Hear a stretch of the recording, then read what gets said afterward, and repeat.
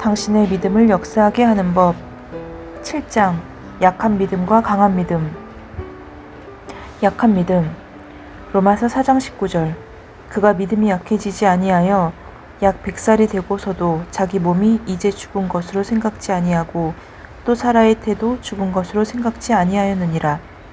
약한 믿음은 믿음의 연습 부족 또는 연습하지 않는 믿음의 결과입니다. 이것이 무슨 뜻일까요? 하나님의 말씀을 들어도 그 말씀에 근거한 행동이 없다면 당신의 믿음은 약해질 것입니다.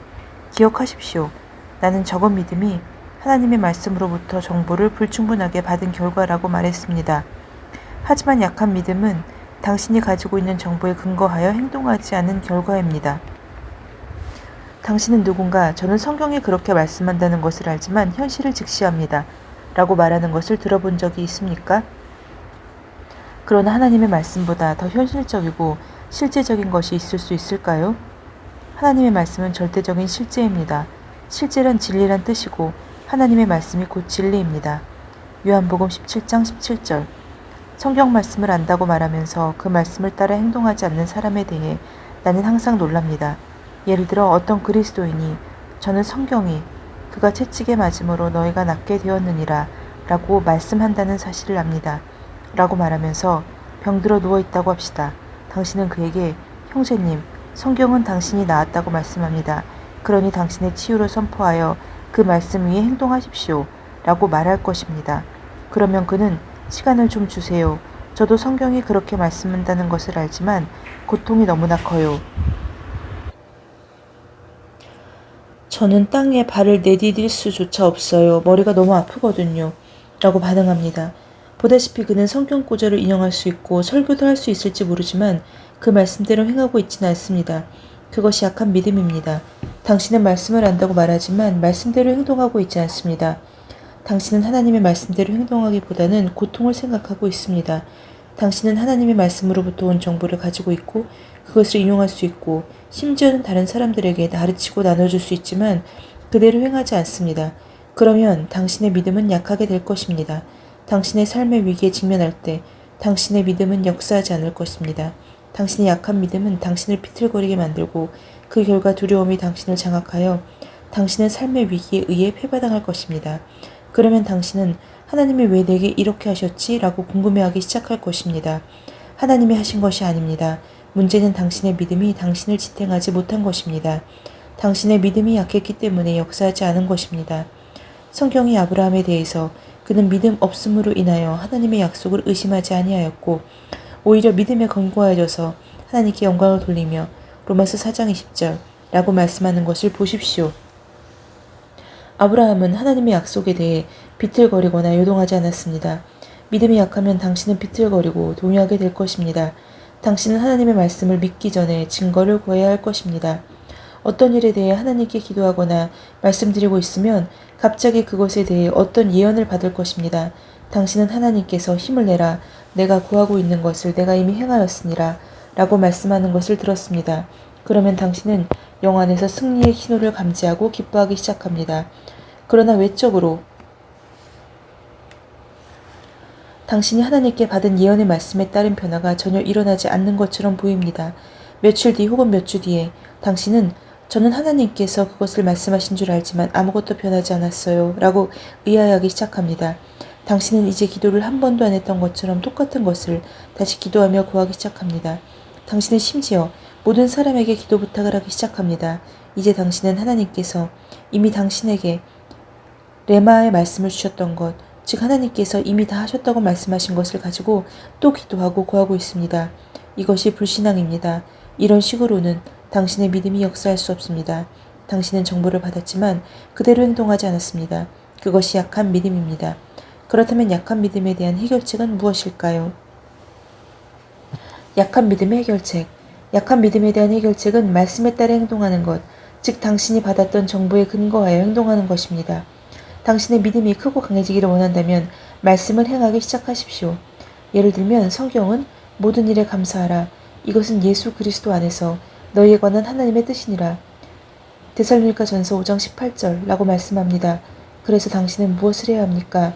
당신의 삶에서 그 성경 구절을 실행하기 시작하십시오.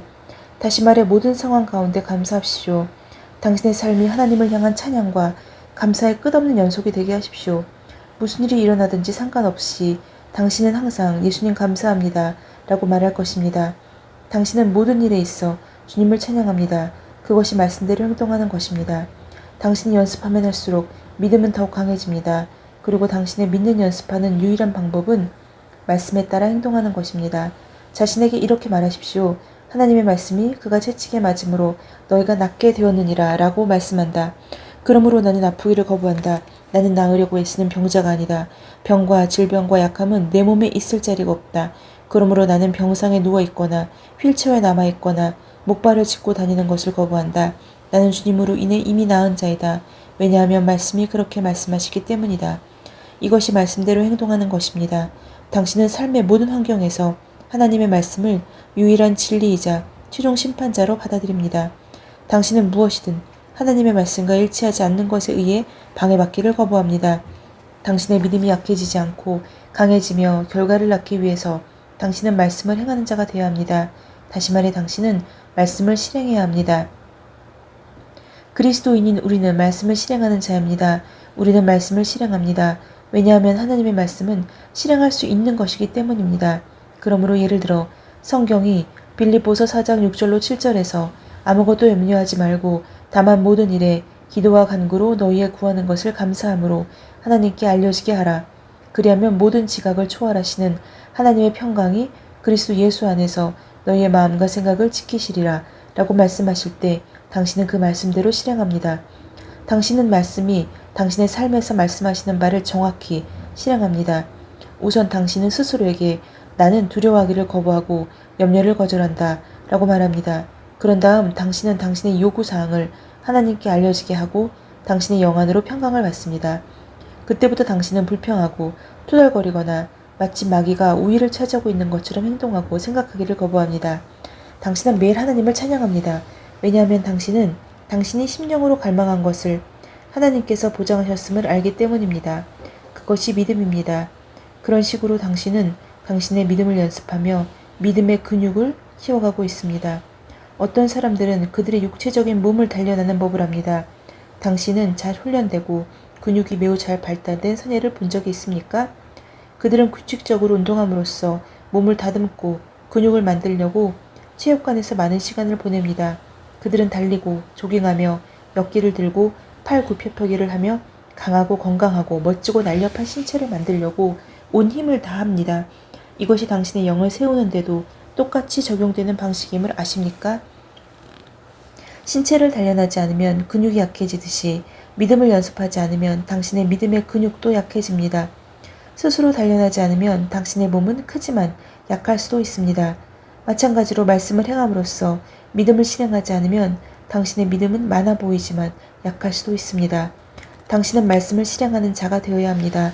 한 예로 예수님은 마가복음 11장 24절에서 그러므로 내가 너희에게 말하노니 너희가 기도할 때 바라는 것들은 무엇이나 받는 것으로 믿으라. 그리하면 너희 것이 되리라 고 말씀하셨습니다. 무엇이든지 하나님께 기도하거나 구할 때 당신은 오직 당신이 이미 그것을 받은 것과 그것이 당신 것임을 믿어야 한다는 뜻입니다. 다시 말해 하나님께 특별한 요구사항, 아마도 새 직장을 달라고 기도할 즉시 당신은 간증하고 하나님을 찬양해야 합니다. 왜냐하면 당신은 그 요구사항을 받았기 때문입니다. 당신은 이렇게 고백해야 합니다. 예수님 감사합니다. 저는 구한 것을 받았습니다. 예수님은 너희가 기도할 때 바라는 것들은 무엇이나 받는 것으로 믿으라. 그리하면 너희 것이 되리라 고 말씀하셨습니다. 저는 새 직장을 받았음을 믿습니다. 그러므로 저는 새 직장이 있습니다. 하나님께 영광 돌립니다. 이것이 말씀에 근거하여 행동하는 방법입니다. 당신이 듣고 보거나 어떻게 느끼는지 상관없이 당신은 스스로에게 나는 내가 새 직장이 있음을 소망 가운데 믿는다 라고 말합니다. 당신은 취업 면접을 보러 갔지만 거절당했을 수도 있습니다. 하지만 당신은 낙담하거나 의기소침해지기를 거부합니다. 당신은 그런 결정을 인정하거나 그것이 당신의 믿음을 극도로 허용하지 않습니다. 당신은 하나님의 말씀에 대한 당신의 주장을 고수하며 계속해서 나는 새 직장이 있다. 내가 기도했을 때 하나님께서는 내게 새 직장을 주셨고 나는 그것을 받았다. 라고 선언합니다. 머지않아 그 직장이 나타날 것입니다. 비록 그 직장이 이전에는 결코 실존하지 않았을지라도 당신으로 인해 창조될 것입니다. 그것이 말씀이 말씀하는 바입니다. 아멘. 오늘은 제 7장이었고 제 7장의 내용은 약한 믿음과 강한 믿음이었습니다. 오늘은 약한 믿음에 대해서 함께 말씀을 나눴는데 이 약한 믿음이라는 것은 우리가 말씀을 알기는 알지만 그것에 따라서 행하지 않는 것, 그리고 말씀대로 행동하기보다는 그것의 부작용적인 부분, 고통을 생각한다거나 또한 환경을 생각하는 것을 말합니다. 그렇다면 이 약한 믿음을 해결하기 위해서는 말씀을 행하는 것이 중요한데 성경에서는 모든 일에 감사하고 또한 그리스도 안에서 우리에 관한 하나님의 뜻임을 인정하는 것. 그래서 예를 들어서 우리가 항상 예수님 감사합니다라고 인정하는 것, 그리고 이미 그것을 받은 줄로 알고 그것에 대해서 기도와 간구를 해야 된다는 것. 그것을 우리가 오늘은 마음속에 새겨서 어떠한 기도를 했을 때 거절당할 것을 생각하지 말고 이미 그것을 받았음을 선포하면서 하나님께 감사를 올리는 것, 그것이 바로 하나님께서 우리의 믿음을 더욱 굳건히 하시고 그 믿음이 실제가 되도록 해주실 것임을 또한 믿어야 합니다. 샬롬.